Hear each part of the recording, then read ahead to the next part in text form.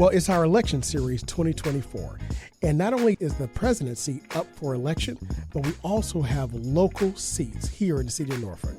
Joining us here on Stay the Water, we have none other than a candidate for Norfolk City Council, Super Ward 6, Attorney Jeremy Mason. It's Stay the Water. I'm your host, Dr. Eric LaVille. We'll be right back in just a moment. Welcome back. It's Stay the Water. I'm your host, Dr. Eric LaVille. We want to thank you for joining us, as always, on this beautiful Sunday that we're experiencing here in Hampton Roads. We hope that you're doing the same where you're listening across the world. As always, we'd like to thank you, the listeners that are supporting us, for what we do. We can't do what we do without you, so thank you for taking the time and giving your support. And of course, we're broadcasting, as we always do, from the campus of the Norfolk State University, home of the Spartan Nation, from none other than WNSB Hot 91, the soul of VA. Well, look, it's football season, and we had a heck of a football last several weeks. And yesterday, we had the Battle of the Bay between Norfolk State and Hampton University. And not only that, but all the festivities involved. So everyone came out, had a great time, and of course, both institutions are winners, but it was only one winner. So thank you again for everyone that enjoyed yourselves here at Battle of the Bay here at Norfolk State University. And also, before we continue, I'd like to give, of course, condolences and a shout out to none other than two great African-American icons. Frankie Beverly, who we know, iconic voice, soul singer, that was the front man for the group Maze, that gave us so many classics. He passed away just this last week, and of course we lost a true treasure. And also James Earl Jones. James Earl Jones was an iconic voice who we know.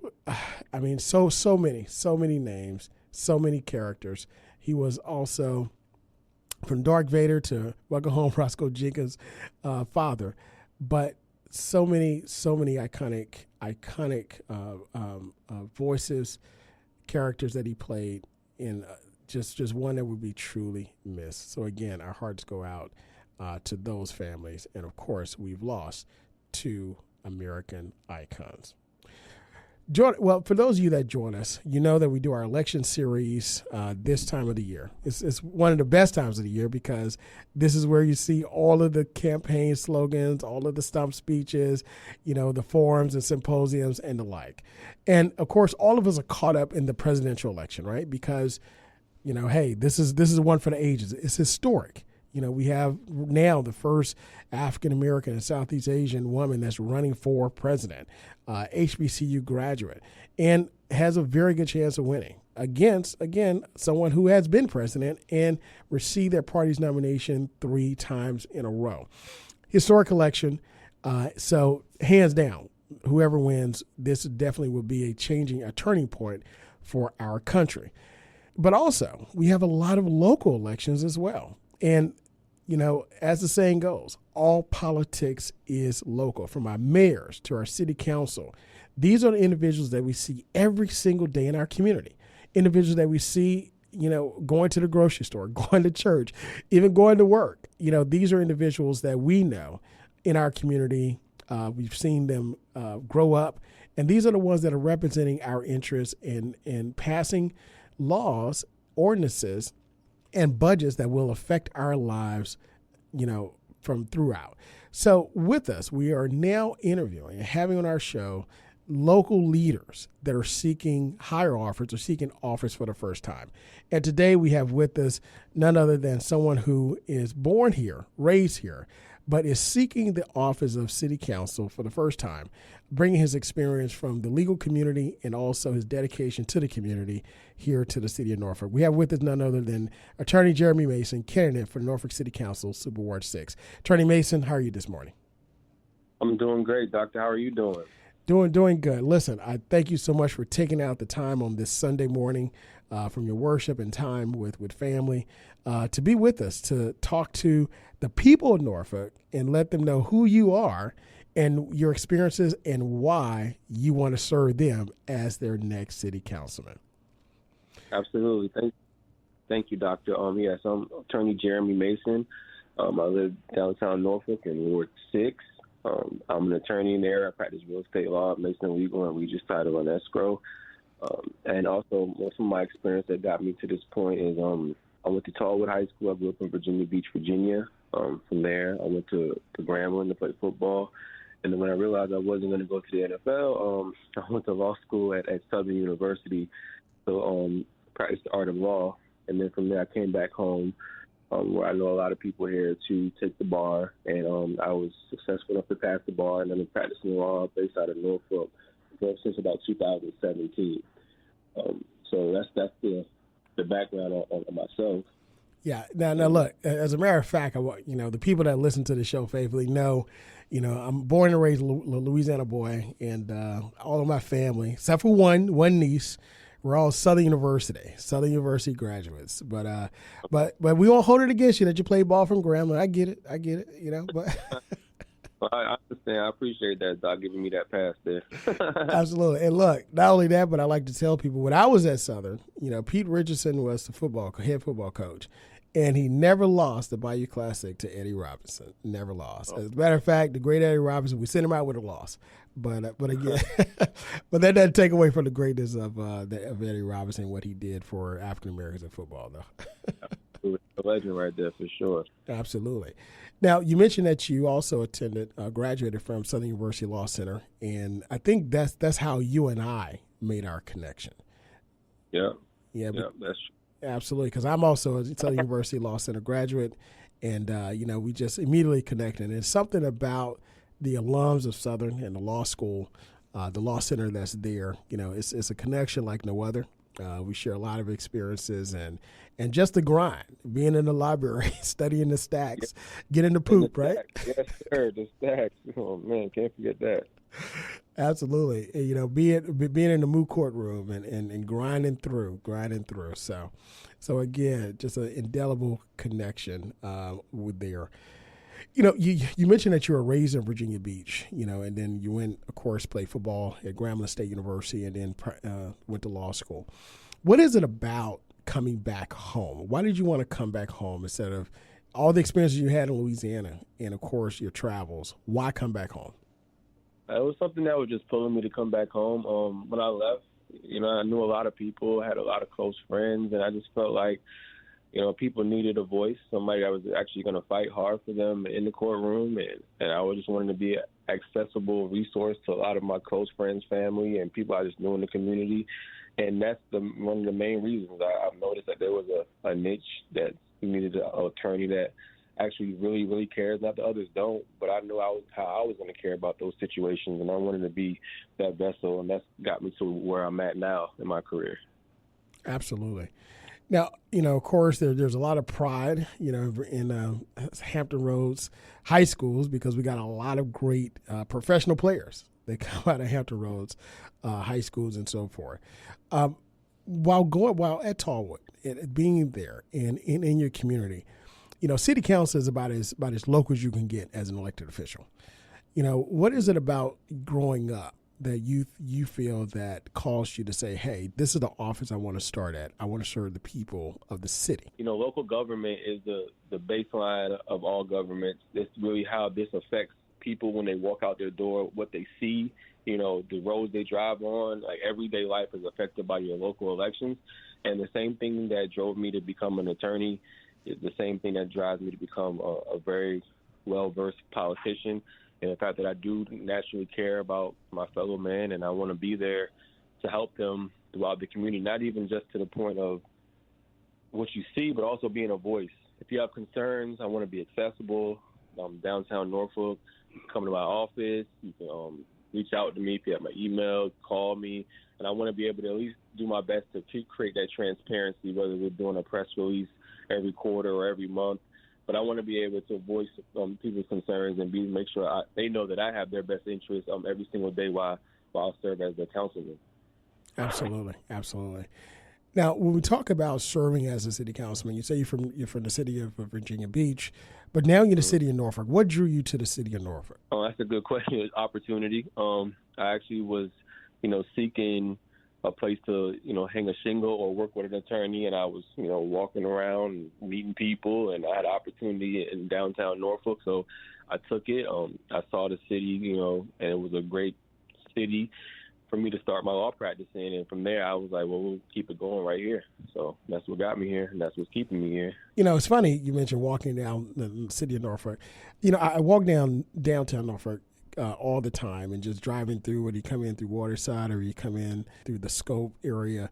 It's just a very unique downtown area. Granby Street, it's just so many unique things that we have about this city. And, it draws really a lot of people just like yourself, to say, why not the city of Norfolk? So when we talk about the city of Norfolk, let's take a look at your district, Super Ward 6. Give us an idea of what Super Ward 6 are made of. What are some of the challenges that you believe that you will help to answer in that particular Super Ward? Okay, so it's best to start off what is Super Ward 6. So that consists of downtown Norfolk, all the way up Hampton Boulevard towards Old Dominion by the military base, and then throughout Ocean View and some parts in between there. When I see Super Ward 6, there's a lot of good things going. I would say that. But there's issues in regards to there's a lot of flooding issues that happen a lot. There's issues when it comes to accessible housing that we want to help out. We have issues clearly with businesses. I'm not sure if you all noticed, but businesses in downtown Norfolk are closing left and right. Stripers just closed. Plaza Tech on Graham just closed, and amongst other businesses that are suffering.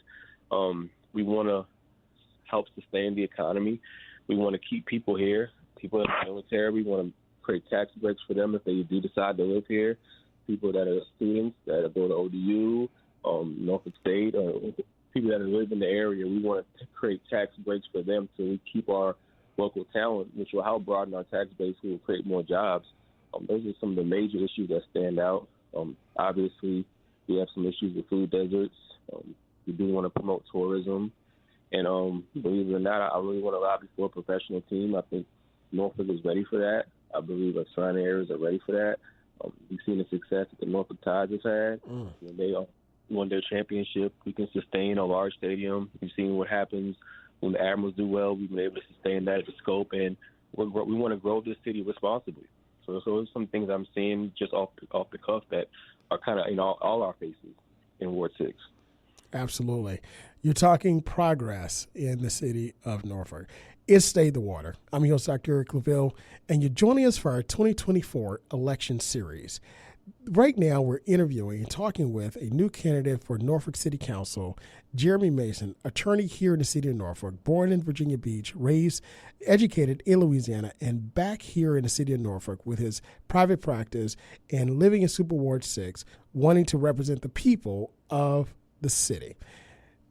Attorney Mason, when we talk about your election platform, you mentioned businesses closing, you mentioned looking toward the future, you mentioned ensuring that capitalizing up on the popularity, of the area, and hopefully another professional team to the area.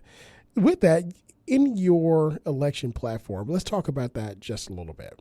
You talk about building strong communities, growing local economy, and creating a safe and secure environment. Let's start with building a strong community. You say you want to invest in accessible military, workforce, and student housing, strengthen our schools, and also assist local businesses. When we talk about the city of Norfolk, there's one thing that dominates the minds of people, and that's the largest naval base in the world, not just the United States, but in the world.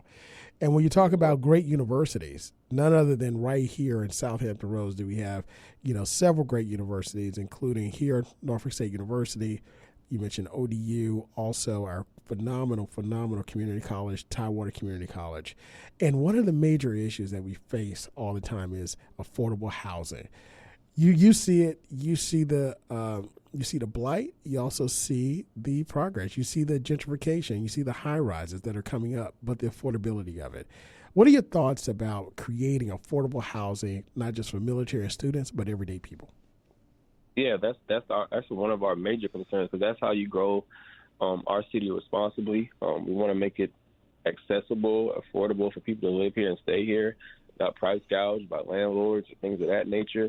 I've done some research in a program that has already been written into the municipality in Norfolk is called the C-PACE program, where we are rewarding investors and business owners to use energy efficient components that help to reduce flooding and are good for the environment. They're good environment. And throughout that, they'll give funding, and that'll also help broaden our tax base in that regard. We have a $1.9 billion budget that is coming. Wow. Our plan is to use that properly, but we don't want to just focus on the money that's already been allocated. We want to find ways to find money to help out with that budget so we can put more things into resources such as schooling, things of that nature, to kind of bring us back to where we can progress our city responsibly.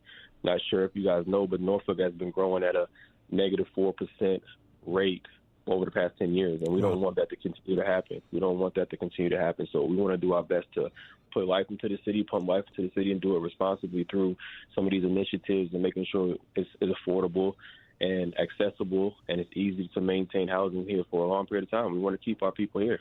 Wow. Negative 4%. Wow. You can't sustain growth or a healthy community with that. When you saw that, what do you believe some of the issues were or the challenges of the growth? I think we start back to schooling. I've researched that it's 57% accreditation rate here in Norfolk. So, it starts with our schools. That's where you hone and grow your talent right here.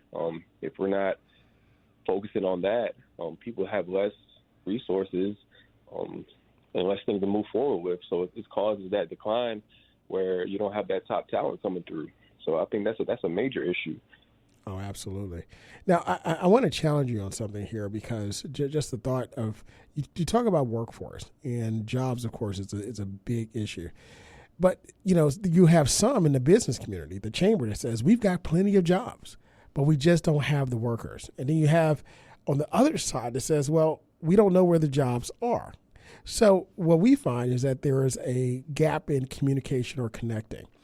As the new city council person for Super Ward 6, what are your ideas, first of all, about those two ideologies? We have jobs, but not enough workers, but we want to work, but we don't know where the jobs are. And then how do you believe that you can bridge the two? Well, that's kind of more on my platform is the transparency and connecting our local governments with our citizens, especially the concerned ones. And my also job is to find the ones that aren't concerned and let them know what's going on. It's their city. It's all about awareness. There's a lot of ways we can do this. We know where people frequent at. It's kind of just marketing, just kind of letting people know what's going on out here.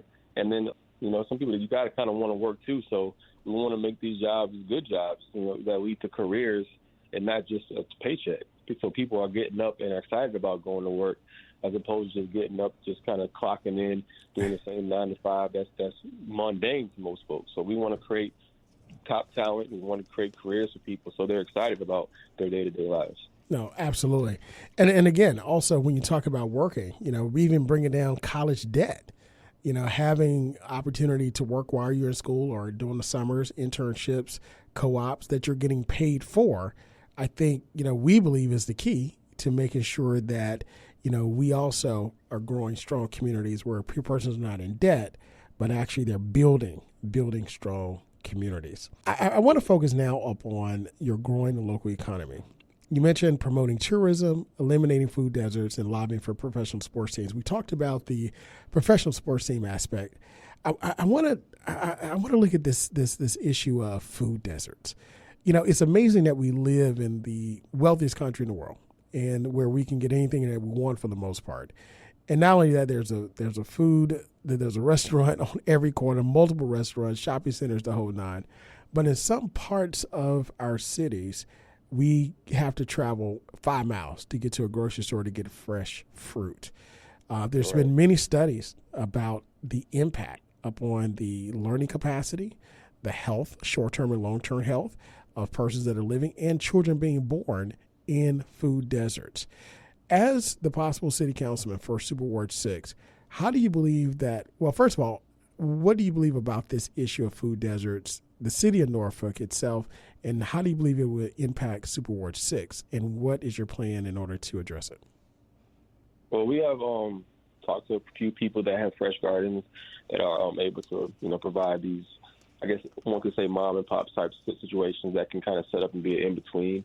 We want to focus on those things, and we're trying to create the awareness that there is a lack of fresh food in some certain areas, and make that a thing that we just don't forget about. A lot of times, and you guys can keep me accountable if I'm elected. You'll hear this interview and say, "Well, you said this, you said that," and I strive every day to make every one of my issues become a reality, to where we're fighting these things. So, the awareness piece is always big, and just getting out there and making these phone calls to start the process. Absolutely. There's another, there's a delegate who used to be a city council race, but Delegate Jackie Glass, she's talked about community gardens before as well on this show. And, is a place, believe where a senator, also Angela Williams Graves, and they believe that it's a place where people can come together, and have an opportunity to be a community again, because a lot of times we don't know who's living next door to us. We don't know if they're struggling or not. That neighborhood connection is just not there. Right. But, look, as a matter of fact, I remember just kind of reminiscing, man, look, back in the day, we'd go ride bikes till the sun go down, right? Just all over the neighborhood. But we know times have changed. They're a little different. But in bringing, you mentioned accountability and communication. How do you believe that as a local politician, a local public servant, how do you believe that you could bring people together in your role as city councilman? Just, again, these awareness and just being there, letting people know what's going on. When we plan to do press releases, we want to make sure we do at least a quarterly, if not a monthly press release about engaging about what the issues are. Even if might not care about certain issues, there's a place where you can go to check to see what's going on, inviting people out, making myself relevant in the community, not just during the campaign, but coming places, being accessible, walk up to me, things of that nature, and just making politics a part of our community, not much so something that you only think about during election time or if there is an issue, but a constant presence of having your politicians around you, going to your stores, going to the grocery stores with you, just kind of living the same life you are, knowing that you have their back every step of the way. Absolutely. All politics is local, and politics is no closer to being local than that of your city councilman representing you in the city of Norfolk. One other area of your election platform is creating safe and secure communities and environments. And when we talk about creating safe and secure environments and communities, one, you mentioned infrastructure for flooding, and other mental health awareness initiatives. Two very distinct issues, very, very polar opposite, but two that really impact our communities, I think, first and foremost, outside of jobs and education. So let's talk about first the infrastructure for flooding. Now, the city of Norfolk, all we got to do is just get a good rain for about 5 minutes and the streets are flooding. Yes, and that's so unfortunate, yes. And it's one of those things that, a lot of people have suffered, of course, continue to suffer. And, of course, there's this issue of the resilience wall and how it's left certain communities out, specifically the community here by Norfolk State University. When we talk about creating a secure environment for flooding, what are some of the challenges that you see the city faces and the city government, and how you can have the city government basically help in this process? Oh, yes, for sure. I mean, the issue, the sea level issue is a problem being below sea level in itself. So, there's cities like I think we're number 2 behind New Orleans as far as our sea level depth, and that's a major issue. We've seen what happened, unfortunately, with Hurricane Katrina, and we're like sitting in a bowl to a certain extent, and it makes it hard when we do get these torrential storms and these hard rains. But, there's a lot of ways that we can transfer the water that does come in to different reservoirs. I've also looked into ways that there's actual pavement that it absorbs instead of bounces off. Again, the CPACE program that I mentioned earlier rewards people for building resilience in regards to these floods, and the components that will help reduce the flooding, and just kind of make it a constant issue. Talk to as many engineers as possible to see how we can address this issue. Certain area and all over North, because if it affects a different ward, it still can trickle into Ward 6. So I look at all this as a collective problem that's been ongoing. And we want to do our best to ensure that we're taking action steps here and there to make sure we see these issues and hit them on head first. Absolutely. You know, listen, that is a major issue for the health of our community, health of our city, and the health of our Commonwealth, given the assets that we have here in the city of Norfolk. Lastly, you mentioned mental health and awareness, and there's a lot of issues with mental health. And since the pandemic and what I call the Black Lives Matter movement, there's been a lot that's come out, and mental health is one of them, addressing that. Even here at our university, we've implemented mental health initiatives and found it to be extremely, extremely helpful, especially to African-American males. And mental health awareness is something that was taboo, but is not now. You know, with that, what is your thought around mental health awareness, and what type of initiatives do you think as a city councilman you would institute to make it better? Yes, for sure. I appreciate that. And I think that's why I saved it for the bottom of my platform, where I want this to be the thing people remember and take away, because mental health affects everybody. I mean, you think that, and even if you're a functioning adult, we all have some mental health issues, whether they're serious or not, if they're building up or not. But just to have kind of a routine check-in, or even a check-in to see what potential issues are bothering you, because you don't want to wait till they build up. And that's just the lower level of the issue. There's high-level mental health issues that we see people which causes homelessness, which causes violence, things of that nature. But people that get affected to where they're strung out on drugs, we want to create proper homes. I've worked with a company called Light Beam LLC, and they have a really strong vision to where they want to bring people in, put them in aesthetically pleasing houses, to where you're not just kind of in a room with no windows. You're actually in a room where it's peaceful. Get your proper medication, get you off the medication, get your haircuts, get your suits, and put you back into the community to be a functioning adult, really the functioning best person that you can be. And I think that's where we sometimes miss the issues, and people kind of ignore it. But to your point, Doctor, that it was a taboo issue, and I'm glad that more people are understanding that mental health that's your ticket. That's what we're all doing. We all have hard, tough lives sometimes, and even when you're having a good life, there's something there that is going to bother you, and just make sure you address it, whether you have to talk to somebody about it or you have to go seek professional help. And we want to make sure that's something that we don't look at as a negative thing, but something that is a positive thing, to where let's see if there's any issues there, and then we build off of that. So that's really one of the biggest parts of my platform, because that's how we as functioning adults can make a community better, just making sure we're all good mentally. Absolutely. Well, look, in our final moments, it's been a very invigorating, thoughtful conversation. And again, win or lose, we definitely have a rising star here in the city of Norfolk, here that wants to be a public servant. Tell our listeners where we can find more about you, your campaign, and if they would like to get involved. Absolutely. We have Instagram. It's Mason for Norfolk City Council. The website where you're able to donate or you're able to join the team is masonforward6.com, masonforward6.com. And to play on words there, because it's Mason Forward 6, so we want to push Ward 6 forward, but we also want to help set the tone for the city of Norfolk. So that's where you guys can find me at. And you can also see me walking around. I'm very accessible as well, too. Absolutely.